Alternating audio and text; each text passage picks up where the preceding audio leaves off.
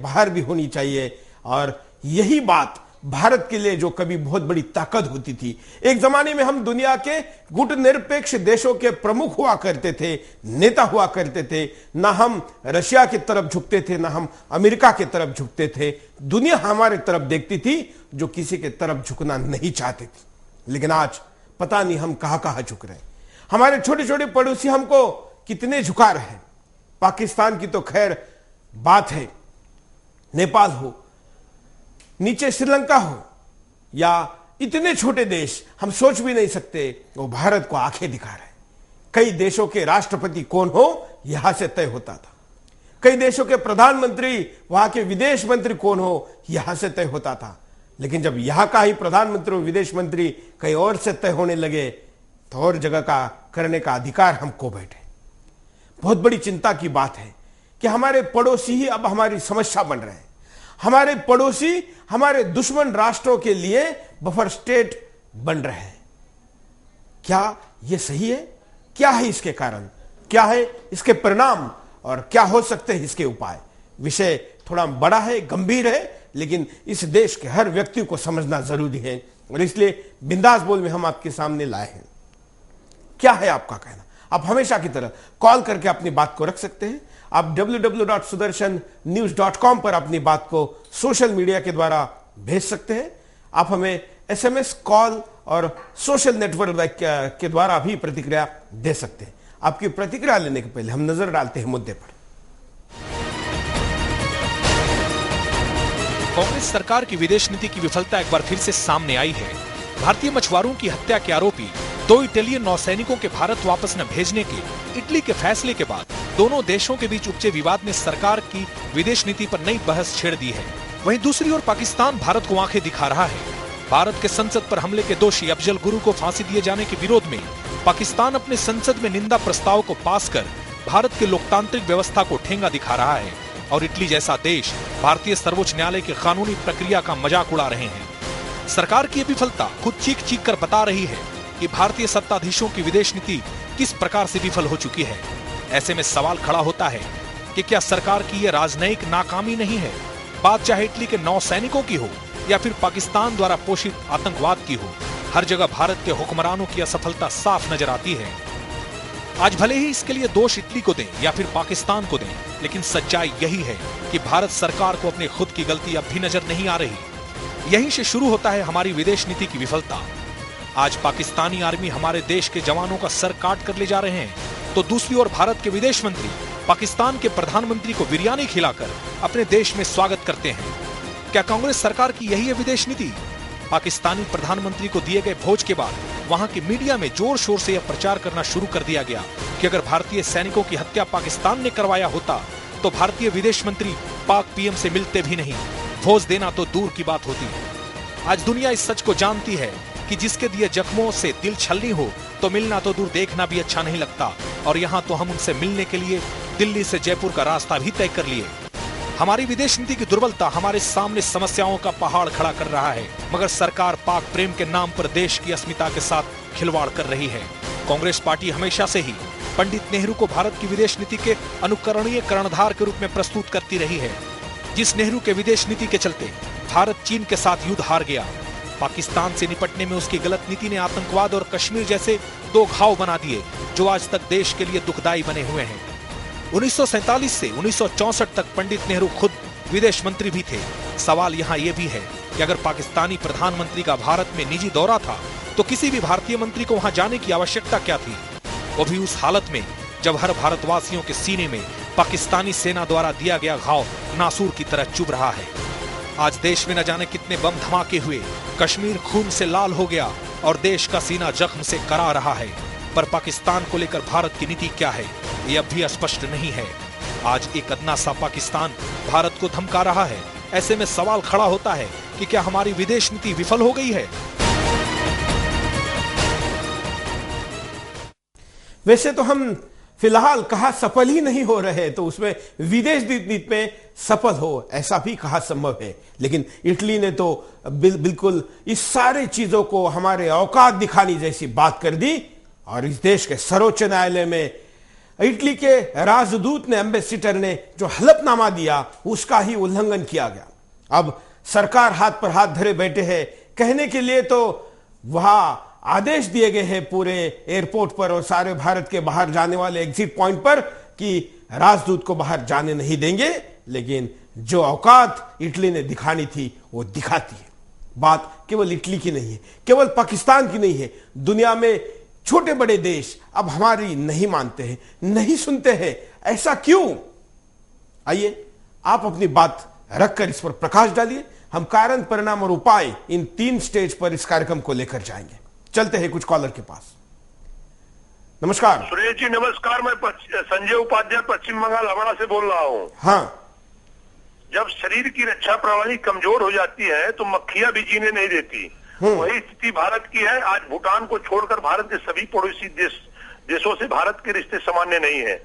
आज पूरे विश्व को यह मालूम है कि भारत पर शासन करने वाले परम भ्रष्टाचारी हैं। भारत गिड़गिड़ाने वाला एक नरम राष्ट्र है। सुब्रमण्यम स्वामी ने कहा कि भारत के नेताओं का काला पैसा पाकिस्तान के ISI के माध्यम से विदेशी बैंकों में जमा कराया जाता है। पाकिस्तान के प्रति नरमी का कहीं यह तो कारण नहीं है। ब्रह्मचलानी जो एक रक्षा विशेषज्ञ है ने कहा कि भारत खराब हथियारों का एक कबाड़ खाना बन चुका है।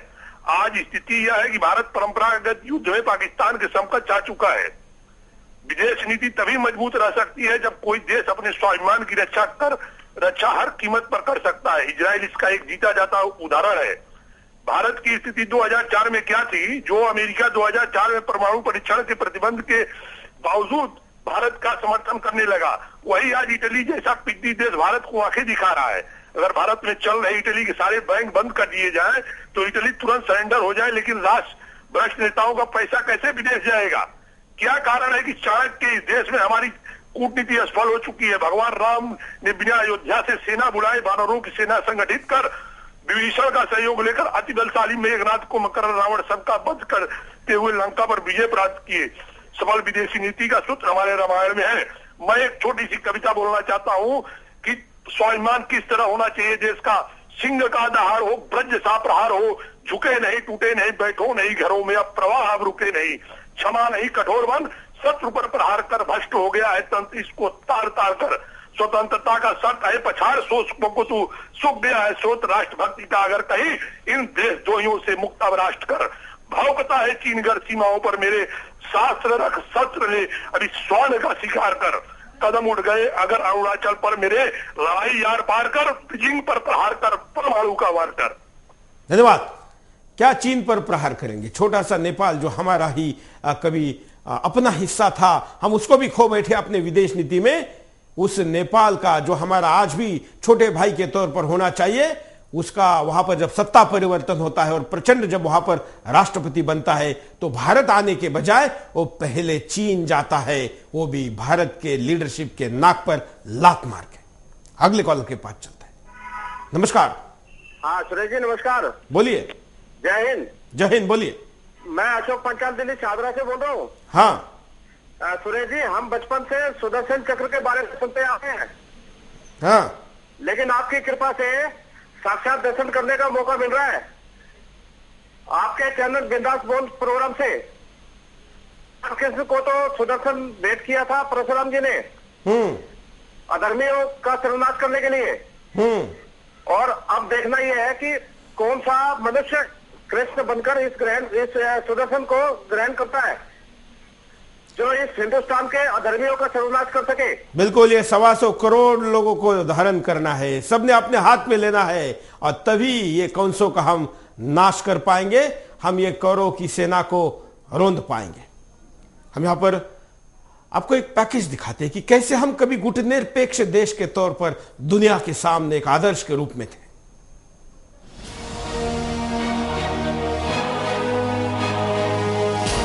दूसरे विश्व युद्ध के बाद दुनिया 2 महाशक्तियों में बटी दिखाई दे रही थी। तब विकासशील देशों के एक ऐसे आंदोलन का उदय हुआ जिसे गुटनिरपेक्षता के नाम से जाना गया। गुटीय राजनीति से अपने आप को दूर रखने के लिए एशिया, अफ्रीका और दक्षिण अमेरिका के कुछ देशों ने मिलकर गुटनिरपेक्ष आंदोलन बनाया, जिसका उद्देश्य था साम्राज्यवाद, उपनिवेशवाद, शोषण, रंग भेद और जाति भेद से छुटकारा पाना। गुट निरपेक्षता की नीति गुटों से अलग रहने और शांतिपूर्ण सह अस्तित्व की नीति है, जो राष्ट्रों के मध्य सह अस्तित्व पर आधारित है, प्रतिद्वंद्विता पर नहीं। ये एक आंदोलन है जो विश्व में शांति और स्वतंत्रता के लिए अग्रसर है और जिसमें निर्णय बिना मतदान के सर्वसम्मति से होते हैं। इसका पहला शिखर सम्मेलन युगोस्लाविया की राजधानी बेलग्रेड में 1 से 6 सितंबर तक 1961 में हुआ, जिसमें 25 देशों के शासन अध्यक्षों ने भाग लिया। इन देशों के इस शिखर सम्मेलन को दोनों विश्व महाशक्तियों ने टेढ़ी नजर से देखा, खासकर कि अमेरिकी गुट ने, क्योंकि शीत युद्ध के बाद सोवियत संघ लगभग टूट चुका था। ऐसे में अमेरिका ही दुनिया का बिग बॉस बने रहना चाहता था। उस वक्त भारत ने गुट निरपेक्ष शक्तियों को साधे रखने में महती भूमिका निभाई। हालांकि कुछ विशेषज्ञ ऐसा भी मानते हैं कि गुट निरपेक्षता आंदोलन को नेहरू खुद की छवि को इंटरनेशनल बनाने में लग गए थे। इसका देश को काफी नुकसान भी उठाना पड़ा था। ऐसा माना जाता है कि नेहरू की छवि से डरकर ही चीन ने भारत पर हमला किया था। उस वक्त भारत के सबसे करीबी दोस्त रूस ने भी भारत का साथ नहीं दिया था, क्योंकि वो भी कहीं न कहीं नेहरू की इंटरनेशनल छवि से डरे हुए थे। लेकिन भारत की गुट निरपेक्ष नीति ने भारत को हमेशा विकासशील देशों में एक लोकतांत्रिक देश के रूप में जाना। शांतिपूर्ण उद्देश्यों के लिए बने इस आंदोलन ने शुरुआती 25 देशों से बढ़कर इनकी संख्या आज 120 हो गई है। लेकिन भारत आज गुट निरपेक्ष देशों का नेतृत्व करने से कतरा रहा है। ऐसा इसलिए हो रहा है क्योंकि हमारे हुक्मरानों को खुद पर विश्वास नहीं है। अगर जवाहरलाल नेहरू गुट निरपेक्ष आंदोलन को खुद की छवि बनाने के बजाय देश की छवि के रूप में बनाते तो आज भारत दुनिया की विश्व शक्ति होता। लेकिन आज भी हमारे नीति नियंताओं को लगता है कि हम बिना रूस या अमेरिका के विश्व शक्ति नहीं बन सकते। इसी वजह से पहले हम रूस के सहारे चलते रहे और आज अमेरिका के सहारे चलने की कोशिश कर रहे हैं। लगता है भारतीय हुक्मरानों को खुद पर विश्वास नहीं है। अगर भारत गुट निरपेक्ष आंदोलन को आगे बढ़ाता है तो आज भी उसके सदस्य देशों की संख्या 120 है, जो अमेरिका के सहयोगियों से कहीं ज्यादा है। लेकिन आज लगता है हम अमेरिका के हाथों में खेल रहे हैं। अमेरिका अपने आप को विश्व शक्ति बनाए रखना चाहता है और उसे पता है इसके लिए भारत ही सबसे बड़ा रोड़ा हो सकता है। इसलिए वो गुट निरपेक्ष आंदोलन को तोड़ने के लिए भारत को अपना सहयोगी बनाना चाहता है। अब ये भारत के हुक्मरानों को देखना है कि वो भारत की गुट निरपेक्ष नीति पर आगे बढ़ते हैं या फिर अमेरिकी पिछलुगू बनकर। आज भी हम ये सब कुछ कर सकते हैं, लेकिन जहां हम घर में ही इतने फंस चुके हैं, लुटते घर को रोक नहीं सकते, तो दुनिया को लीडरशिप कैसे दे सकते हैं। लेकिन आखिर स्थिति को बदलना होगा और इसलिए इस राष्ट्र ने चिंतन करना होगा और यही उसी का उद्देश्य है आज के बिंदास का। कॉलर के पास चलते हैं। नमस्कार जी, मैं बिहार से कपाली बाबा बोल रहा हूँ। हाँ, ये जो आपकी प्रोग्राम है मुझे बहुत ही अच्छा लगा कि आप में कम से कम इतनी हिम्मत है कि आप स्पष्ट रूप से किसी भी विषय पर व्यक्त करते हैं। लेकिन आज हमारे यहाँ जो स्थिति आ गई है देश की, अगर हम नहीं संभलते हैं, हमारे राजनेता नहीं संभलते हैं, तो हमारी स्थिति बद से बदतर हो जाएगी। हम बर्बाद हो जाएंगे, अपने देश में ही रहने के काबिल नहीं रह जाएंगे। जो धन्यवाद। ये बद से बदतर स्थिति होने से कैसे रोका जा सकता है और ये क्यों हुई, इसका आकलन पहले कैसे किया जा सकता है, यह भी सोचना जरूरी है। अगले कॉलर। नमस्कार जी सुरेश जी, नमस्कार। हिमांशु बोल रहा हूं मैं अमेरिका ब्लूमिंगटन से। हाँ बोलिए। कुछ मुद्दों पर हम आज जब विदेश नीति की बात कर रहे हैं तो नजर डालना और ध्यान केंद्रित करना आवश्यक है। पहला, जिस पाकिस्तान का अस्तित्व ही हमारे निर्बल विदेश नीति की गाथा सुनाता है, हम आए दिन उसकी चापलूसी करते फिरते हैं। क्यों? क्योंकि मुस्लिमों के वोट बैंक को बचाए रखना है।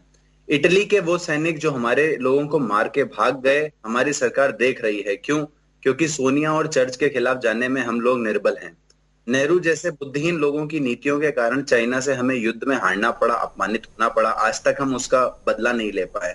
बांग्लादेश जिसके जन्म के लिए हमारे 10-15 हजार सैनिकों का खून बहाना पड़ा, वही देश आज हमारे हिंदुओं को मार रहा है, मंदिरों को तोड़ रहा है, हमारी संस्कृति को अपमानित करने में लगा है। लेकिन हम कुछ नहीं कर रहे। क्यों नहीं कर रहे? क्योंकि हमें वोट बैंक बचाना है और निर्बल हैं।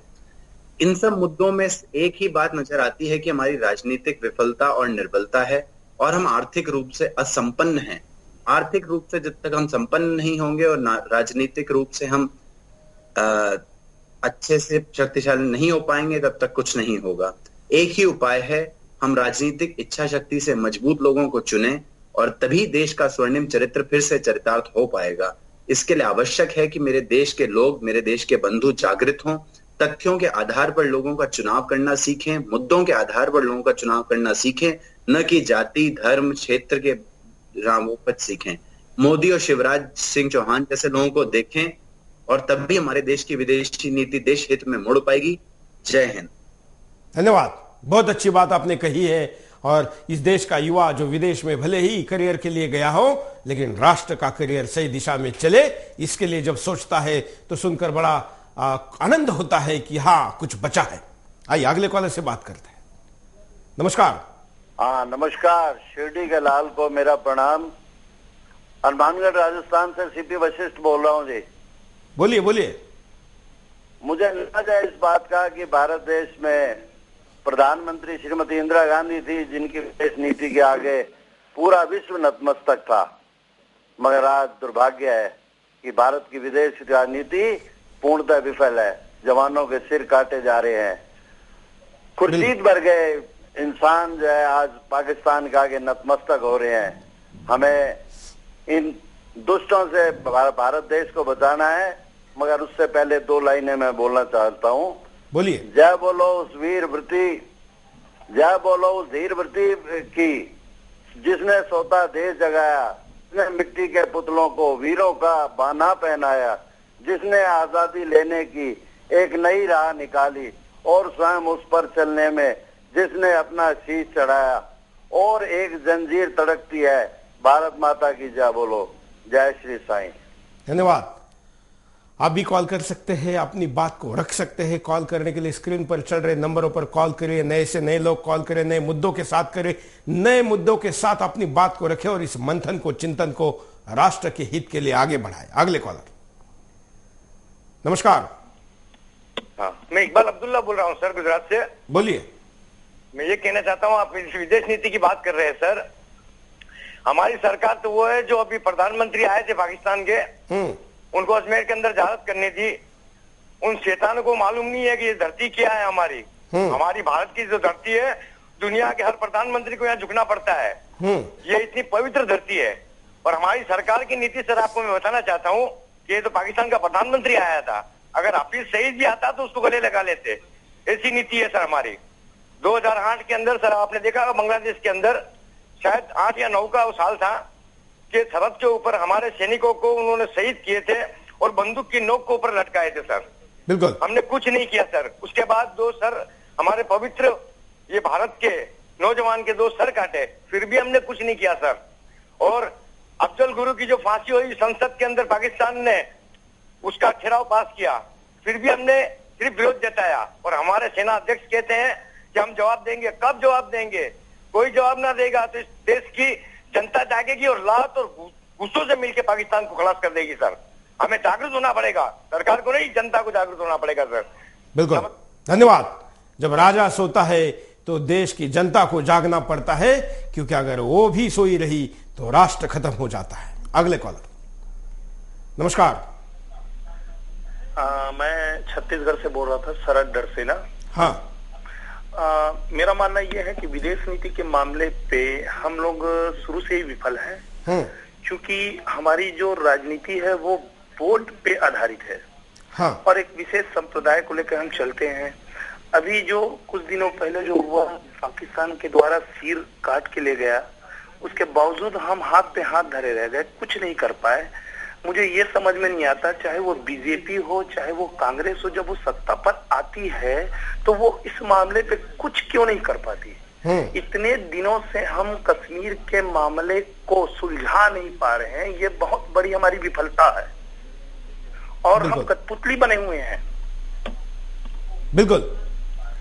धन्यवाद। कश्मीर के अलगाववादी नेता दिल्ली में आता है, यहां के कुछ युवा जाकर उसकी गिरबान पकड़ सकते हैं, लेकिन इस देश के गृह मंत्री में, देश के सरकार में हिम्मत नहीं कि उसको कस्टडी में डाला जाए, उसको अरेस्ट किया जाए।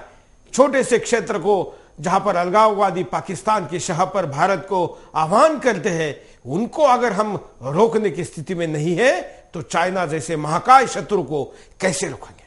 अगले कॉलर। नमस्कार। भारत माता की, सभी भारतवासियों को भारत माता की जय हो। बोलिए। मैं यही कहना चाहता हूँ जी, बस छोटी सी एक बात कहना चाहता हूँ। जो पाक हमारे खिलाफ इतने नापाक से वो कर रहा है, तो हम क्यों नहीं किसी चीज के एक बारे में इसका सोल्यूशन दे देते। वो हमारे ही मुंह से पैदा हुआ और हमारे खिलाफ सदी से रिश्ता रहता है, तो क्या हमारे पास इतनी सैन्य पावर नहीं है कि हम उसकी माँ बने ऐसी कैसे कर सके? हम क्यों अपने शहादत देते रहते हैं ऐसे ही? क्या हमारे जवान इसलिए ट्रेनिंग करके जाती है? क्या माता अपने बच्चों को इसलिए दूध पिलाती है ताकि वो जाके ऐसे फ्री में मर जाए? बिल्कुल, धन्यवाद। लेकिन आप जो बात करें शूरों की है, वीरों की है, हिम्मत वालों की है, और इसी की कमी दिखती है। हम यहां पर रुकते एक छोटे से ब्रेक के लिए, ब्रेक के बाद दोबारा आएंगे बिंदास बोलचाल। ब्रेक के बाद आपका एक बार फिर से स्वागत है। आप देख रहे बिंदास बोल, और हम आपके सामने मुद्दा लेकर आए हैं विदेश नीति का। जिस देश का डंका कभी दुनिया में पीटता था, जिस डंके के चोट पर दुनिया के सामने भारत के है ये हम कहते थे, आज हमारे देश की सरकार 8% का भी विकास दर नहीं जीडीपी नहीं ला पा रही है। कभी इस देश की जीडीपी 450 हुआ करती थी। ये कैनॉट प्लेस जो दिल्ली का है, ये दुनिया के लिए आकर्षण का केंद्र होता था। यहां पर बाजार करने के लिए दुनिया भर के व्यापारी आते थे। लेकिन आज हमारी स्थिति क्या खराब है। हम विदेश नीति, व्यापार, सारे क्षेत्रों में पिछड़ रहे हैं। कभी मसाले के तौर पर हम दुनिया को बाजार के तौर पर सबसे आगे लीडर के रूप में थे, लेकिन आज हम खरीदार बन गए हैं। हम अब बेचने वाले नहीं रहे हैं। उद्योग क्षेत्र में भी पिछड़ गए हैं, और उसके कारण हम विदेश नीति में भी पिछड़ रहे हैं। अगले कॉलर, नमस्कार। हाँ, जय श्री राम सर। बोलिए। हाँ भाई साहब, मैं ये कहना चाहता था, इनसे कुछ होना जाना नहीं है। ये तभी हुई है, युवा शक्ति कर सकती है। सिर्फ इनको एक आह्वान करना है देश को कि ये हमसे नहीं हो रहा है, ये आप संभाल लीजिए सर। बस ये कहना चाहता था मैं। धन्यवाद।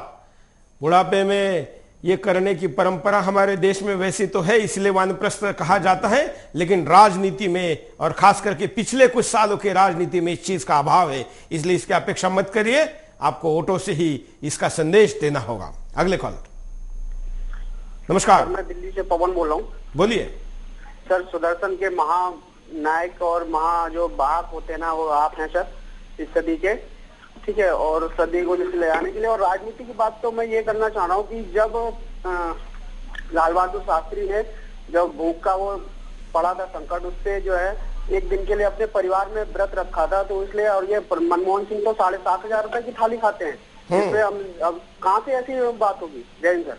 बिल्कुल, बहुत अच्छी बात आपने कही है। लीडरशिप को अपने जनता के सामने आदर्श रखने पड़ते हैं, त्याग का परिचय देना होता है। लाल बहादुर शास्त्री उपवास रखे थे इस देश के लोगों के लिए कभी, और जब इस देश का मंत्रिमंडल, प्रधानमंत्री 7,500 रुपए की थाली खाएगा, तो इनके तरफ लोग आदर्श के रूप में कैसे देखेंगे? अगले कॉलर, नमस्कार। बोलिए। नमस्कार।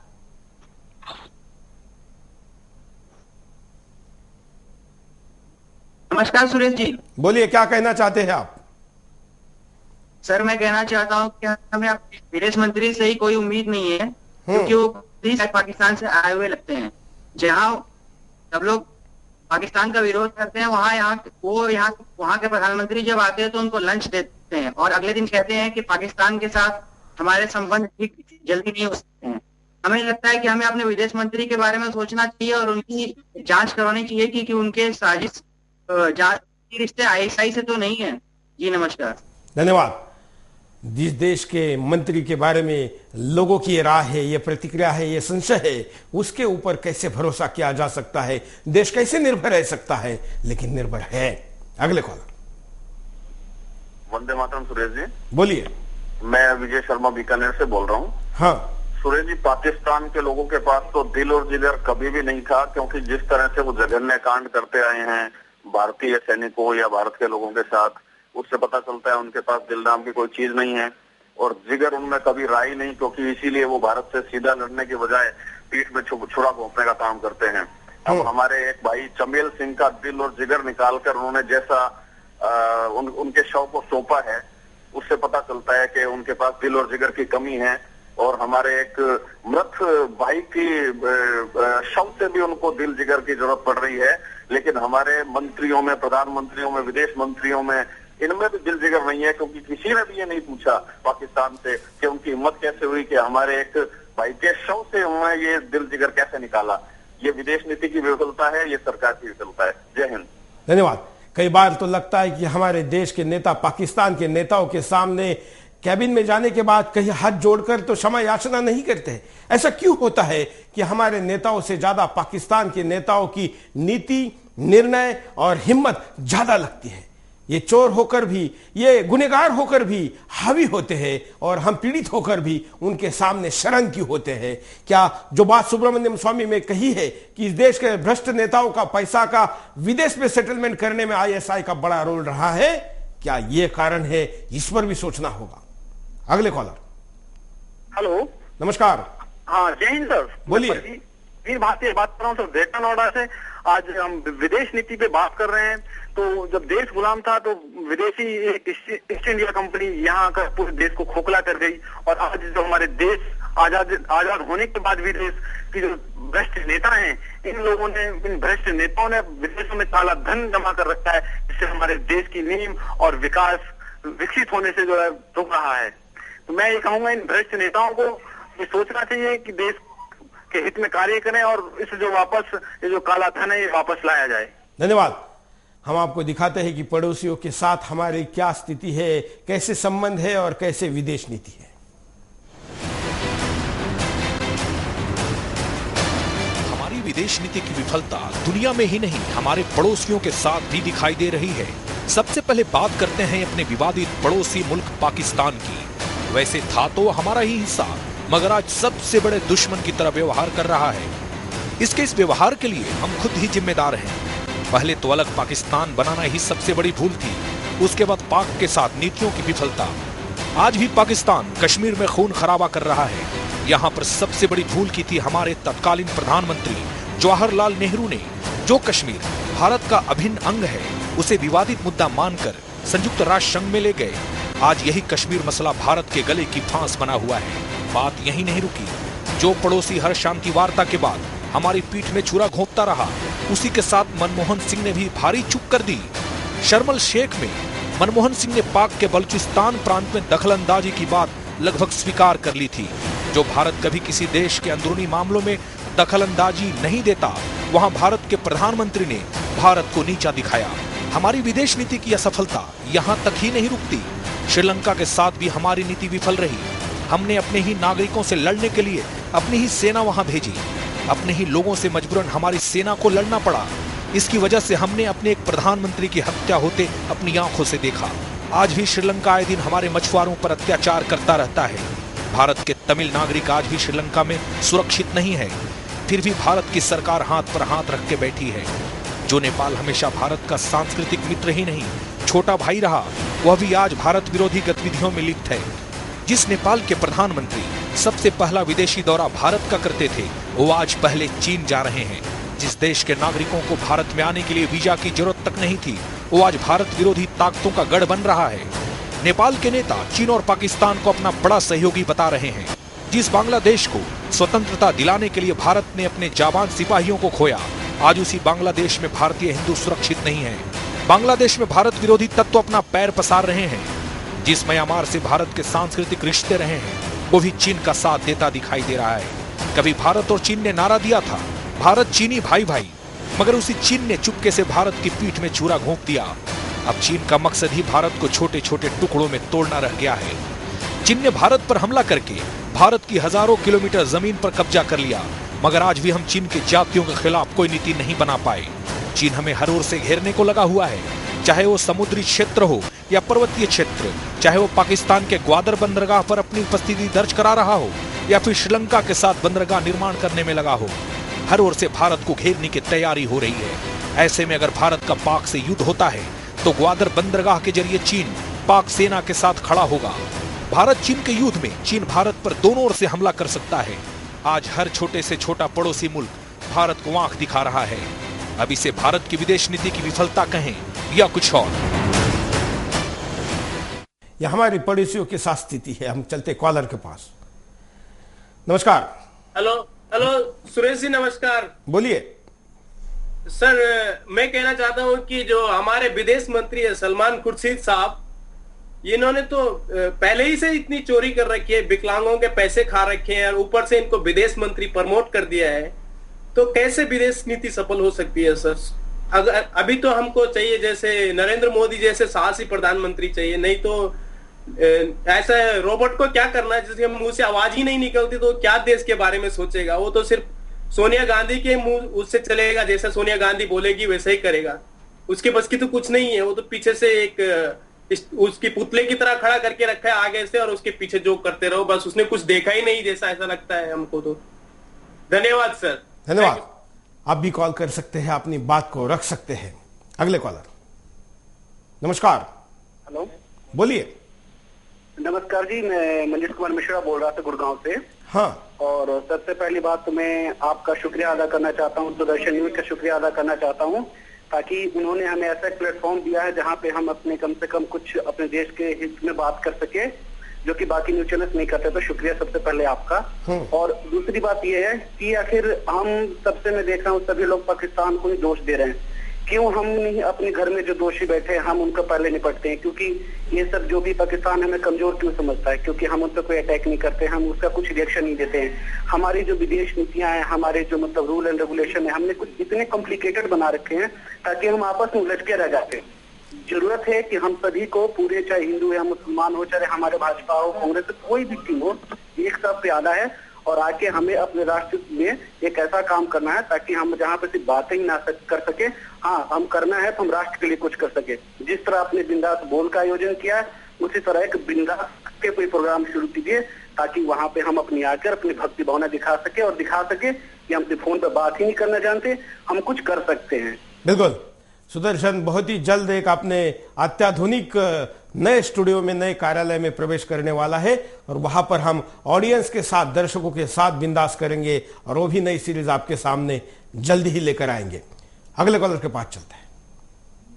नमस्कार। हाँ नमस्कार जी, बोलिए। मैं दिगंबर प्रसाद ममगाई बोल रहा हूँ। हाँ। मैं गांधी की राम राज्य की कल्पना को आगे बढ़ाता हूँ तो एक दिव्य पुरुष नजर आता है जिसका हाथ हिलते नहीं, उठे तो परिणाम नजर आता है। उस दिव्यता में मुझे गांधी, सुभाष, राजगुरु, भगत सिंह सब साथ नजर आते हैं, परंतु गांधी को राजनीतिक तौर पर आगे करता हूं तो सुभाष, राजगुरु, भगत सिंह कहीं दूर नजर आते हैं। कुशल राजनीतिज्ञों द्वारा देश संचालित होने के बाद भी विदेश नीति लचर होने से हिंदी चीनी नारा लगाकर चीन ने विश्वासघात कर युद्ध में पराजित कर देश का गौरव तार तार कर दिया। लाल बहादुर शास्त्री के जय जवान जय किसान नारे ने देश के पुनः गौरव प्राप्त किया। इंदिरा आई फौजियों के सहयोग से चंडी का रूप धारण कर पाकिस्तान को पराजित कर 90,000 सैनिकों को कैद किया। देश विदेश में प्रतिष्ठा अर्जित की। इस देश में रावण भी मर्यादित था, उसका मुंह बोलता था, सिर नहीं। आज तो मुंह खामोश है, सिर बोलते हैं, जिसका परिणाम 4 दिन बाद फौजियों द्वारा समर्थित सरकार अफजल गुरु के हक में प्रस्ताव पास कर संसद पर दोबारा हमला कर बैठी। इसलिए अपने कातिल सैनिकों को छुड़ाने में समर्थ हुआ। लचर नीति के चलते अपने जवानों का सिर कटवाने पर आमादित हैं। उनके हाथों का श्रृंगार छीनकर लट पकड़ा कर आनंदित हैं। मैं आप लोगों के उत्साह से उत्साहित हूँ। मुझे यकीन है गज मगरमच्छ के मुंह में जाने से पहले राम राम बोलेगा, जरूर बोलेगा, जरूर बोलेगा। धन्यवाद। धन्यवाद, बहुत अच्छे। अगले कॉलर के पास चलते हैं। कॉलर के पहले हम आपको कारण दिखाते हैं कि क्या कारण है जिस कारण ये सवाल हम आपको पूछ रहे हैं। इटली से कूटनैतिक हार। जिस तरह से इटली ने अपने नौसैनिकों को भारत वापस न भेजकर भारत के मुंह पर तमाचा मारा है, वो विदेश नीति की विफलता नहीं तो क्या है? क्या इटली के सैनिकों को छूट देना जरूरी था? पाक के साथ विफलता भरे रिश्ते, कभी कश्मीर मुद्दे को संयुक्त राष्ट्र संघ में ले जाना हो या फिर बलूचिस्तान में मनमोहन का भारत के दखलंदाजी के सबूत मांगना हो, सभी जगह कूटनैतिक विफलता रही। श्रीलंका में हम अपने ही नागरिकों से लड़े। श्रीलंका में हमने उसकी मदद के लिए अपने सैनिक भेजे, जिससे हमारे नागरिक ही हमारे दुश्मन बन गए। इसी गुस्से का शिकार हमारे प्रधानमंत्री को मौत के रूप में चुकाना पड़ा। नेपाल से रिश्तों की मधुरता खत्म हुई, जिस नेपाल से आने जाने के वीजा तक नहीं लगता था, आज वही नेपाल चीन और पाकिस्तान का नजदीकी बन गया है। नेपाल के प्रधानमंत्री पहले भारत का दौरा करने की बजाय चीन का दौरा कर रहे हैं। गुटनिरपेक्षता की नीति को त्यागते दिखाई दे रहे हैं हम। जो गुटनिरपेक्ष आंदोलन भारत की पहचान रहा, जिसकी वजह से आज भी कई विकासशील देश भारत को अपना सबसे घनिष्ठ सहयोगी मानते हैं, लेकिन भारत कभी रूस तो कभी अमेरिका के साथ जाता दिखाई दे रहा है। हम दोस्त कम दुश्मन ज्यादा बनाने लगे हैं। कई देशों को ऐसा लगता है कि भारत अब गुटनिरपेक्षता की नीति को छोड़ रहा है। इसी वजह से कई देश भारत को अमेरिका की नीति के रूप में देख रहे हैं। देश में आतंकी घटना बढ़ना विदेश नीति की कमजोरी। पाकिस्तान भारत में आए दिन बम धमाके कराता रहता है। पाकिस्तान इन बम धमाकों को हमेशा कश्मीर के मुद्दे से जोड़कर अपना पड़ला झाड़ लेता है, लेकिन भारत दूसरे देशों में दखलंदाजी के अपने राग पर बना रहा। अगर पाक को उसी अंदाज में जवाब दिया जाता तो कभी भी वो मुंह नहीं खोलता। कॉलर के पास चलते हैं। नमस्कार। हाँ नमस्कार सर, बोलिए जी। मैं गोपाल दास महाराज बोल रहा हूँ, बीकानेर राजस्थान से। हाँ, मैं तो अपनी राय ये दे सकता हूँ कि जो हो रहा है वास्तव में हमारे साथ में बहुत बड़ा अन्याय हो रहा है। आज हम हिंदुस्तान में रहते हैं, हिंदुस्तान नाम है और आज हिंदू खुद खतरे में है। और हिंदू खतरे में है, इससे बढ़कर के हिंदुस्तान की और सबसे बड़ी कायरता क्या हो सकती है। कोई भी देश शायद ऐसा नहीं होगा जहाँ पर जिस धर्म के लोग अत्यधिकता में रहते होंगे और वहां पर वही लोग खतरे में होंगे। आज हम लोग अत्यधिकता में होते हुए भी आज चारों ओर से हम लोगों पर हमला किया जा रहा है और आज की सरकारें सब कुछ आंख मूंद करके बैठी हुई है, देखती हुई भी नहीं देख अंधापन कर रही है। तो ये बात बिल्कुल गलत है। मैं तो आपको सुदर्शन न्यूज जो है उसको बहुत बहुत धन्यवाद दे रहा हूँ कि आप लोग जो है बिंदास बोल के माध्यम से और जो ये सब बातें बोल रहे हैं, बहुत अच्छी बात है। बहुत बहुत आपको धन्यवाद है, जाकि हम लोग अपनी बात कह तो सके, हमारी कोई सुनने वाला तक नहीं है। बिल्कुल, आप सब सुनेंगे, सबको सुनना होगा क्योंकि देश बोलने लगा है। हम महाराज जी आपने कॉल किया, आपका हम आशीर्वाद की अपेक्षा करते हैं। तमाम हमारे दर्शक जो कॉल कर नहीं सकते दोनों कारणों से, कुछ लोग केवल सुनना चाहते हैं या अपनी मन की बात कोई और बोलता है उसके द्वारा ही अपनी बात पहुंच गई ऐसा समझते हैं, या कई लोग कॉल तकनीकी कारणों से भी यहाँ तक कनेक्ट नहीं हो पाते। हम आपके सबके द्वारा अपने हृदय से आप सद्भावना या आशीर्वाद हमको दो, यह अपेक्षा रखते हैं। हम आपको इस देश के विदेश सचिव रहे जेसी शर्मा जी पाकिस्तान के बारे में क्या कहते हैं, दिखाते हैं। निस्संदेह जो यूपीए सरकार है वो पाकिस्तान की वास्तविकता को समझने में कहीं कमी अवश्य आई है। जो प्रधानमंत्री डॉक्टर मनमोहन सिंह जी ने शर्म शेख में उस तत्कालीन पाकिस्तानी प्रधानमंत्री गिलानी के साथ जो वार्तालाप किया, उसमें बलूचिस्तान का जिक्र आया। उससे एक हवाना में स्टेटमेंट दिया गया कि दोनों देश आतंकवाद के बड़े भुक्तभोगी हैं। तो वहां मैं समझता हूं कि आवश्यकता से अधिक हमने उदारता दिखाई। पाकिस्तान के साथ नीति में व्यवहारिकता की आवश्यकता है और यह समझने की आवश्यकता है कि वहां पर भारत के प्रति नीति का निर्धारण सेना मुख्यालय और आईएसआई करती हैं, न कि सिविलियन सरकार। और कुछ दोहरी नीति चलती है कि सिविलियन सरकार जिसके पास कोई शक्ति और अधिकार नहीं है वो तो कहते हैं हाँ हम भारत से संबंध सुधारना चाहते हैं, और वो यहाँ अजमेर शरीफ आए, चाहे क्रिकेट मैच के लिए आए, चाहे, और वो जो उनके असली हुक्मरान हैं वो भारत के विरुद्ध नीति में लगे रहते हैं।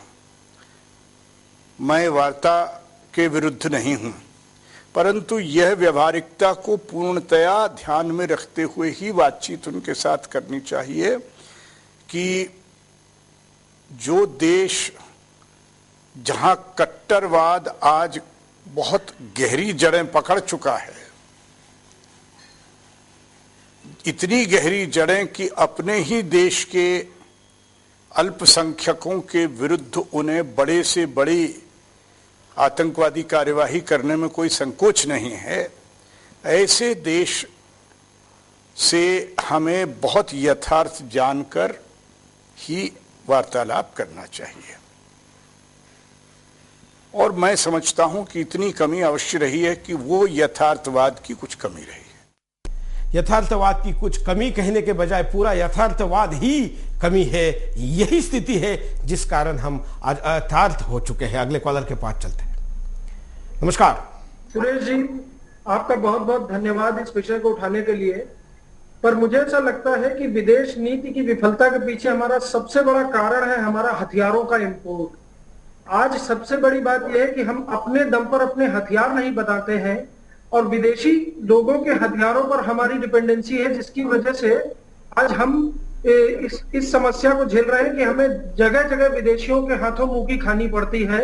इटली अपनी मनमानी करता है, पाकिस्तान अपनी मनमानी करता है, चीन अरुणाचल प्रदेश में घुसा हुआ है और हम आज भी अपने दम पर हथियार नहीं डेवलप कर पा रहे हैं अपने देश में, जिसकी वजह से आज हमें अमेरिका से इंपोर्ट करना पड़ता है, इटली से इंपोर्ट करना पड़ता है।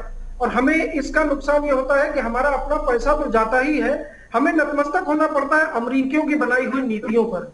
और इसीलिए हमें स्वदेशीकरण करना बहुत जरूरी है अपने हथियार की इंडस्ट्री का। जब तक वो नहीं होगा तब तक हमारी विदेश नीति विफल रहेगी। बहुत बहुत धन्यवाद। धन्यवाद, बहुत अच्छी बात आपने कही। इतना बड़ा देश, हम चांद पर मंगल पर जाने की बात करते हैं, लेकिन आज हम हथियारों के विषय में स्वयं पूर्ण नहीं हो रहे। यह हमारे विदेश नीति का बहुत बड़ा विफलता का कारण है। बड़ी अच्छी बात हमारे दर्शक ने ध्यान में लाकर आज दी कि हमारी विदेश नीति शस्त्रों के परचेस के आधार पर बदलती है। देखिए, लगातार हम हेलीकॉप्टर सौदे को देखेंगे तो हमने कभी अमेरिका के सौदे की तरफ मुंह किया, तब फ्रांस नाराज हो गया, हमने फ्रांस की तरफ मुंह किया तो रूस नाराज हो गया, रूस की तरफ मुंह किया तो इटली नाराज हो गया, हमने इटली के भी लिए, इनके भी लिए, उनके भी लिए। भारत सरकार को तकनीक के आधार पर किसी एक देश के साथ ऐसे जाना चाहिए था कि वो दुनिया में उस प्रोडक्ट को किसी और को ना बेच सके, खास करके हमारे शत्रु को तो बिल्कुल ना बेच सके। लेकिन अब रशिया तक, जो हमारा कभी करीबी मित्र रहा है, वो पाकिस्तान को और चाइना को भी अपने सर्वोच्च विकसित जो हवाई जहाज है, जो न्यूक्लियर वेपन्स को कैरी करके लेके जा सकते हैं, वो भी देने को तैयार है, क्योंकि हमारा सब कुछ डावाडोल है। अगले कॉलर के पास चलते हैं। नमस्कार। नमस्कार सर, बोलिए। हाँ, सोमनाथ बोल रहा हूँ महाराष्ट्र से। हाँ सर, एक बात बताना चाहता हूँ मैं कि ये बात है कि महात्मा गांधी जी ने कहा था, ये जो कांग्रेस पार्टी है वो अपने स्वतंत्रता के लिए उनका योगदान है। जब भी देश स्वतंत्र हो जाए तो उसका विसर्जन करना जरूरी था, क्योंकि भविष्य में वो अपने फायदे के लिए कोई भी कर सकती है। हाँ, यही विदेशी नीति है कांग्रेस की और उसका देश के साथ ऐसा हो रहा है। धन्यवाद। अगले कॉलर के पास चलते हैं। नमस्कार। हाँ जी, नमस्कार सर। बोलिए। मैं दीपक बोल रहा हूँ सर। हाँ बोलिए दीपक जी। जिला रामपुर सेबनी से बोल रहा हूँ मैं। तो सर, मेरा कहने का मतलब ये है कि पाकिस्तान से मैच खेलना तो बिल्कुल ही बंद कर देना चाहिए। हाँ जी, क्योंकि ये पाकिस्तान मैच खेलने के लिए आते हैं, उसी बहाने आतंकवाद नेपाल आते हैं, नेपाल से सीधा हिंदुस्तान आ जाते हैं, नेपाल से कोई वीजा लगता नहीं है जी। धन्यवाद। हम यहाँ पर रुकते एक छोटे से ब्रेक के लिए, ब्रेक के बाद दोबारा आएंगे। ब्रेक के बाद आपका एक बार फिर से स्वागत है। आप देख रहे हैं बिंदास बोल, और बिंदास में हम आपके सामने मुद्दा लेकर आए हैं कि क्या हमारी विदेश नीति विफल है। अब तक के प्रत्येक कॉलर ने, अब तक के हर एसएमएस ने, हर एक सोशल मीडिया में पोस्ट करने वाले नेटिजन ने हम तक यही बात पहुंचाई है कि हाँ, हमारी विदेश नीति विफल है। क्या है आपका कहना? बचे हुए समय में आप अपनी बात को रख सकते हैं। हम इस समय में आपको परिणाम और उपाय पर भी नजर डालेंगे, लेकिन उसके पहले कुछ कॉलर हमारे साथ वेटिंग में है, उनके पास चलते हैं। नमस्कार। हेलो सुरेश जी नमस्कार। बोलिए। सुरेश जी, ब्रेक से जाने से पहले एक कॉलर ने कहा था कि हमारे देश में हथियार नहीं बनते, हम इम्पोर्ट करते हैं। हाँ, तो हमें हथियार यहाँ पे बनाने चाहिए। सर, अगर हमारे हथियार यहाँ बनने शुरू हो जाए तो हमारे देश के नेता कमीशन कहाँ से खाएंगे? ये कमीशन खाने के लिए तो हथियार वहां से आते हैं। हिंदुस्तान में इतनी टेक्नोलॉजी है, यहाँ से तो वहाँ हमारी कॉपी तो वो लोग करते हैं और हम उनसे हथियार खरीदते हैं, क्योंकि उसमें साथ ये है कि हमारे नेताओं को कमीशन खाना है। धन्यवाद। बिल्कुल सही कहा आपने। और यही बात नहीं है हथियारों में ही, हम तो विदेश नीति में भी कमीशन खाते हैं, ऐसा ही कई बार लगता है। आइए हम आपको परिणाम दिखाते हैं कि क्या परिणाम हो गया अगर ऐसा ही चलता रहा। दुनिया में भारत अलग थलग पड़ जाएगा। जिस तरह से कभी हम रूस के साथ दिखाई दिए, तो कभी अमेरिका, तो कभी गुटनिरपेक्ष देशों का नेतृत्व करते, लेकिन गुटनिरपेक्ष देशों का नेतृत्व करते हम कभी खड़े नहीं दिखाई दिए। भारत से फायदा पूरा होने के बाद इसी तरह से पड़ोसी आंख दिखाते रहेंगे। श्रीलंका हो या बांग्लादेश, नेपाल हो या म्यांमार, सभी देश अपना फायदा पूरा होने के बाद भारत से दगाबाजी करते दिखाई दे रहे हैं। यह हमारी विदेश नीति की कमजोरी है। देश के टूटने का हर समय खतरा बना रहेगा। चीन कभी भी भारत को आगे बढ़ता हुआ नहीं देख सकता। तभी तो चीन के थिंक टैंक ने भारत को अलग अलग हिस्सों में तोड़ने की नीति बनाई है। भारत के नागरिक ही भारत में खुद को असुरक्षित महसूस करेंगे। विदेशों में तो भारतीय सुरक्षित हैं ही, अब भारत में भी लोग असुरक्षित महसूस कर रहे हैं। भारत में ही विरोध की आवाजें उठती रहेंगी। जिस तरह से भारत के अलगाववादी तत्व मुखर हो रहे हैं और इनका साथ देने के लिए भारत के कई तथाकथित सामने आ रहे हैं, यह हमारी नीतियों की ही कमजोरी का परिचायक है। विदेशी इन अलगाववादियों को खूब धन मुहैया करा रहे हैं और हम चुपचाप तमाशा देख रहे हैं। अगले कॉलर। नमस्कार। हाँ चौहान साहब नमस्कार। बोलिए। हाँ सर, आप ये पूछ रहे हैं कि हमारी विदेश नीति को क्या हो गया है। ये बताइए कि हिंदुओं के साथ क्या हो रहा है, और नीति अंदर की भी और बाहर की भी दोनों ही खराब हो चुकी है सरकार की। एक यासीन मलिक जैसे गद्दार को इतने प्रूफ के बावजूद कुछ नहीं कर सकी सरकार। बिल्कुल। हाफिज साहिब के साथ पकड़ा गया, एक कंबल के साथ एक पलंग में, इससे बड़ी प्रूफ और क्या हो सकती है। बिल्कुल। और उसके साथ कुछ नहीं कर सकी, तो विदेशों में तो छोड़िए, पाकिस्तान की तो बहुत दूर की बात है। अब तो वो धमकी खुलेआम धमकी देने लग गए हैं कि हमारे को आंखें मत दिखाओ, नहीं तो आंखें निकाल लेंगे। तो इससे बड़ी शर्म की बात हिंदुस्तान के लिए और क्या हो सकती है। बिल्कुल, धन्यवाद। शर्म की बात है, डूब मरने की बात है, लेकिन कौन, ये सवाल है। अगले कॉलर। नमस्कार अंकल जी। नमस्ते, मैं पवन जी बोल रहा हूँ विजय विहार से। हाँ। और मैं ये कहना चाहता हूँ कि अब ये दुनिया तीसरे विश्व युद्ध की तरफ बढ़ रही है, और अब इस विश्व युद्ध में भारत एक अहम भूमिका निभाएगा, क्योंकि अब। धन्यवाद। तीसरा महायुद्ध भी शस्त्रों के कारण होगा या मंदी के कारण होगा। कई देशों का तो व्यवसाय या उस देश की अर्थव्यवस्था ही शस्त्रों के आधार पर है, और इसलिए उनको युद्ध की समय समय पर जरूरत है। बहुत बड़े अंतर्राष्ट्रीय दबाव के कारण पिछले कई सालों से जब युद्ध बंद है, तो आतंकवाद को बढ़ावा दिया जा रहा है, और उसी के शिकार हम हो रहे हैं, क्योंकि हम मजबूत नहीं है। उपाय क्या हो सकते हैं, इस पर भी नजर डालते हैं। हम दूसरे देशों की नीति पर चलने के बजाय खुद की नीति पर चलें, जैसा कि आज देखने को मिल रहा है। हम अमेरिका के दबाव में अपनी नीतियों को अंजाम दे रहे हैं। यह हमारे लिए काफी नुकसानदायक साबित हो रहा है। हमें फिर से गुटनिरपेक्ष देशों का नेतृत्व करना चाहिए। आज भी गुटनिरपेक्ष संगठन 120 देशों का सबसे बड़ा संगठन है, मगर इसे नेतृत्व देने वाला कोई नहीं मिल रहा। आज फिर से इस आंदोलन को आगे बढ़ाने की जरूरत है। हम दूसरों के सहारे नहीं, अपने सहारे ही विश्व शक्ति बन सकते हैं। अमेरिका हर तरफ से भारत को अपने पाले में करना चाहता है। वो जानता है कि भारत आने वाले समय में विश्व शक्ति होगा, मगर अमेरिका भारत को अपना मोहरा बनाना चाहता है। हमें अपनी विदेश नीतियों को खामियों से बाहर निकलना होगा। हम शुरू से ही विदेश नीति के मामले में विफल रहे हैं, मगर इससे हमारे नीति नियंताओं ने कोई सबक नहीं लिया है। आज भी हम अपने बुजुर्गों की गलतियों को दोहरा रहे हैं।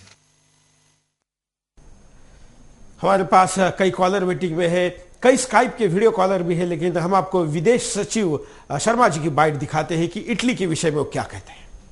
इटली का प्रश्न है। इटली की सरकार ने जो किया है उसका कोई पहले ऐसा हमारे पास उदाहरण इस प्रकार का नहीं है। जो किया है वो कोई उनका मित्र से बड़ा हितैषी भी अब उनकी इस कार्यवाही का बचाव नहीं कर सकता कि आप देश के सर्वोच्च न्यायालय में एक हलफनामा देते हैं और उससे पलट जाते हैं। सरकार ने भी ऐसा नहीं सोचा था कि ऐसा होगा, परंतु मैं समझता हूं कि ये मामला भी हमने इस स्टेज तक नहीं आने देना चाहिए था। केरल के चुनाव और केरल की राजनीति का बड़ा प्रभाव इस बात पर पड़ा। ये बहुत दुर्भाग्य की बात है कि 2 निर्दोष व्यक्तियों को मार दिया गया। प्रश्न ये है कि क्या जानबूझकर मारा गया? एमएमएस देखते हैं। हमारे जो माननीय प्रधानमंत्री मनमोहन सिंह जी हैं, मानसिक रूप से बिल्कुल कमज़ोर है और कहीं से भी किसी एंगल से नहीं लग रहा है कि वो सही हैं अपनी जगह पे, क्योंकि जो पड़ोसी देश हैं, पड़ोसी मुल्क हैं, उनकी गतिविधि से मतलब काफ़ी परेशानी हो रही है, लेकिन इसके विषय में कोई ठोस कदम नहीं उठा पा रहे हैं, जिससे कि आने वाले समय में काफ़ी समस्याएं बढ़ सकती है। जब देश का नागरिक कहता है कि प्रधानमंत्री ही सही जगह पर नहीं है, तो देश की जगह विदेश में सही जगह पर कैसे हो सकती है? और यही सबसे बड़ा कारण है, क्योंकि जब लीडरशिप कमजोर होती है तो छोटे छोटे लोग भी आंखें दिखाते हैं, और जब लीडरशिप अंतर्राष्ट्रीय मंच पर कमजोर होती है तो पड़ोसी भी आंखें दिखाते हैं। दुनिया दिखाना तो बहुत लाजमी है। इस देश के प्रधानमंत्री के बारे में हमारे देश के युवाओं की, देश के नागरिकों की, एक आम व्यक्ति की अगर ये सोचे तो प्रधानमंत्री ने और उनको प्रधानमंत्री बनाने वाले पार्टी ने इस विषय पर जरूर बार बार सोचकर निर्णय करना जरूरी है। विदेश नीति के बल पर हम दुनिया में अपना परचम लहरा सकते हैं। हम बार बार कहते हैं कि इस राष्ट्र में इतना पोटेंशियल है, इतनी शक्ति है, इतनी क्षमता है, इतनी प्रतिभा है, इतने गुण है, इतना गौरवशाली इतिहास है कि हम दुनिया के गुरु बन सकते हैं, विश्व गुरु बन सकते हैं। लेकिन ये विश्व गुरु बनने के लिए विदेश में हमारा सही प्रेजेंटेशन होना चाहिए, सही संबंध प्रस्थापित होने चाहिए, और इसी के लिए विदेश नीति बनाई जाती है। लेकिन यही विदेश नीति जब विफल होती है तो दुनिया के सामने हमारा चित्र सब कुछ गलत जाता है, और ऐसे में हमें गुरु तो दूर कोई शिष्य भी नहीं बना सकता। ये देश वो देश है जहां पर कभी तक्षशिला नालंदा में दुनिया भर के राजकुमार एडमिशन के लिए लाइन लगाते थे।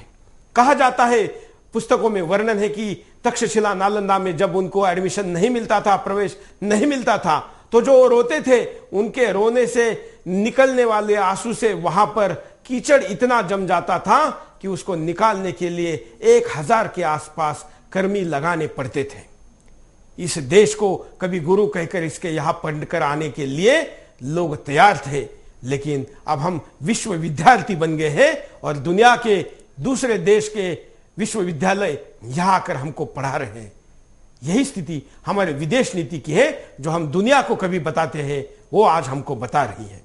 हम आशा करते हैं विदेश नीति तब सुधरेगी जब हमारी नीयत सुधरेगी, और इसलिए इस देश की सही नीयत हो, इसलिए इस देश की लीडरशिप की सही नीयत हो, और इस देश की सही लीडरशिप की सही नीयत हो, इसलिए इस देश के वोटर की सही नीयत हो। यही सुधार का एकमात्र और सबसे प्रमुख और प्राथमिक उपचार है। हम आशा करते हैं कि इस बार ये जरूर सुधरेगा। आज के लिए इतना ही। जय हिंद।